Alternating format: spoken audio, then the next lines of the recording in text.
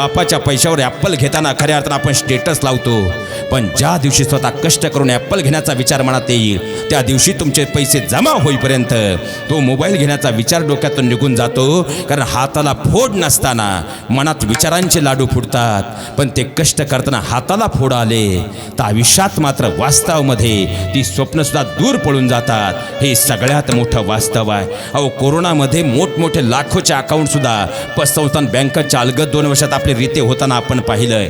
खऱ्या अर्थानं योग्य वयामध्ये पैसा साठवून ठेवा, आणि जर तो चुकीच्या मार्गाने उधळला गेला तर परिस्थिती ही आपली आई, बहीण, बायको नाही, ते आपल्या मनाप्रमाणे चालेल. परिस्थिती कधीही बदलू शकते, आणि लक्ष्मी इतकी चंचल आहे ती कधीही जवळ येऊ शकते आणि कधीही दूर जाऊ शकते. म्हणून ऐपत नसताना नको त्या गोष्टींवर खर्च करू नका. उलट आहे त्या रुपयाला दुसरा रुपया कसा जोडता येईल याचा विचार करा. आयुष्यात कुणापुढे हात पसरायची गरज पडणार नाही.